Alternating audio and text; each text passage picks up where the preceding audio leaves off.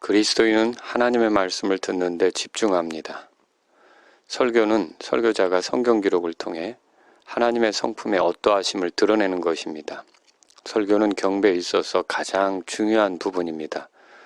어째서 그렇습니까?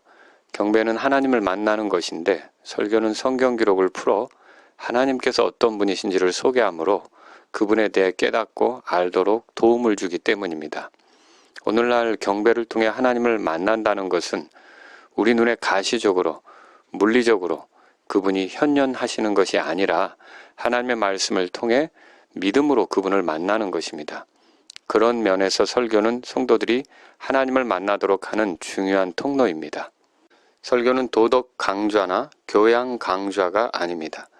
도덕 강좌, 교양 강좌는 굳이 예배당이 아니더라도 어느 곳에서든 들을 수 있습니다. 설교는 하나님의 어떠하심을 보여주는 것이므로 하나님을 알고자 하는 자들은 하나님의 말씀을 듣는 데 집중해야 합니다. 설교를 듣는 데 집중해야 합니다. 그러면 어떤 식으로 설교를 들어야 합니까? 도움이 되도록 몇 가지로 말씀을 드리면, 첫째, 성경책을 펴놓고 설교를 듣도록 해야겠습니다. 에티오피아 내시는 대언자 이사의 글을 읽다가 그것을 풀어주는 빌립에 의해 예수 그리스도께서 하나님의 아들이심을 깨닫게 되었습니다. 그분을 믿어 구원받기를 바라시는 하나님의 뜻을 발견하게 된 것입니다. 사도행전 8장 35절에 빌립이 입을 열어 바로 그 성경 기록에서부터 시작하여 그에게 예수님을 선포했다고 했습니다. 설교는 이처럼 성경 기록에서부터 시작합니다. 그러므로 설교를 듣는 사람들은 성경책을 가지고 다니는 습관을 들여야 합니다. 예배당에 올 때 성경책을 가지고 오십시오. 만약 이해가지 않는 것이 있다면 후에 개인적으로 성경교사들, 목사들에게 물어볼 수 있습니다. 물론 설교 시간에는 질문하지 않습니다. 집중해서 듣습니다. 둘째, 귀를 기울여 설교를 듣도록 해야겠습니다. 에스라가 성경 기록을 낭독할 때 느헤미야서 8장 3절에 의하면 온 백성이 율법책에 귀를 기울였다고 써 있습니다. 아침부터 정오까지 성경 기록의 낭독은 계속되었습니다. 그럼에도 그들은 그 말씀의 선포에 귀를 기울였습니다. 만약 설교 시간에 습관적으로 졸리게 된다면 설교를 듣기 전날 몸을 피곤하지 않게 하는 것도 필요합니다. 늦게 잠자리에 들어가지 않는 것도 필요합니다. 또 메모를 하면서 듣는 것도 필요합니다. 하나님의 말씀을 들어야겠다는 마음, 오늘도 하나님께서 무엇라 말씀하시는지 들어야겠다는 마음, 이런 마음들을 품으면 더 좋습니다. 어쨌든 하나님 말씀을 듣고자 해야 합니다. 긴 설교가 반드시 좋은 설교라 할 수는 없습니다. 그러나 듣는 사람의 입장에서는 너무 시간에 얽매이지 않는 것이 필요합니다. 에스라 시절에는 아침부터 정오까지 성경 기록이 낭독되었는데 온 백성이 그 말씀에 귀를 기울였다고 했습니다. 성경을 강해하는 사람에게 귀를 기울여 듣도록 해야 합니다. 구약에도 하나님의 말씀을 명료하게 낭독하고 의미를 알려주는 일이 있었습니다. 설교자들은 하나님의 말씀을 명료하게 읽고 그 의미를 알려주고자 해야 합니다. 성경 기록을 풀어줄 때 그 말씀 앞에서 마음을 열고 말씀이 나를 주장하도록 하는 것이 필요합니다. 느헤미야 시절 온 백성이 말씀을 듣고 울었다고 했습니다.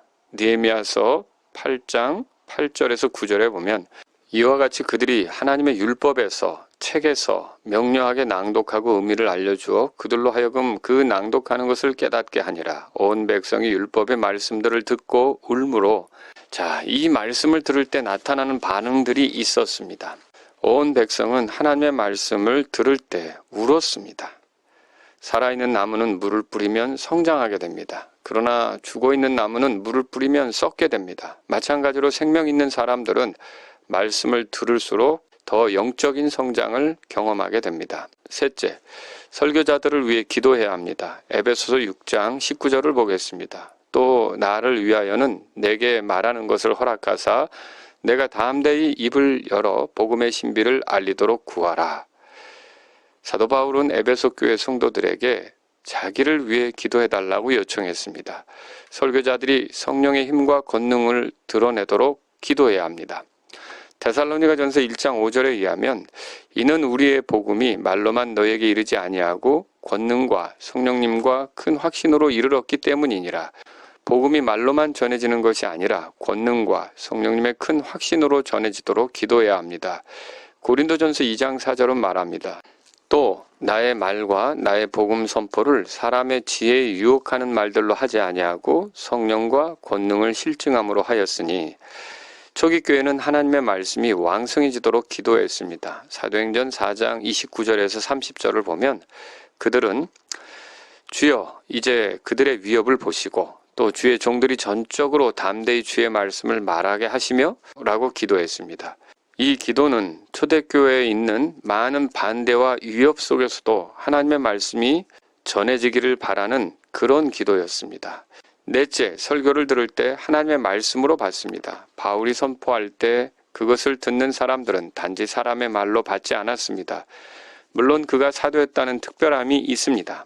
그 시절의 사람들처럼 오늘날 우리는 하나님의 말씀이 선포된다는 것을 가볍게 여기지 않으며 하나님의 말씀을 듣는다는 기대로 말씀을 들어야 합니다. 데살로니가전서 2장 13절은 이렇게 말합니다. 이런 까닭에 우리가 또한 하나님께 끊임없이 감사를 드리면 너희가 우리에게서 들은 하나님의 말씀을 받을 때에 그것을 사람들의 말로 받지 아니하고 하나님의 말씀으로 받았기 때문이니 진실로 그러하도다. 그 말씀이 또한 믿는 너희 안에서 효력 있게 일하느니라. 결론적으로 그리스도인은 하나님의 말씀을 듣는 데 집중합니다.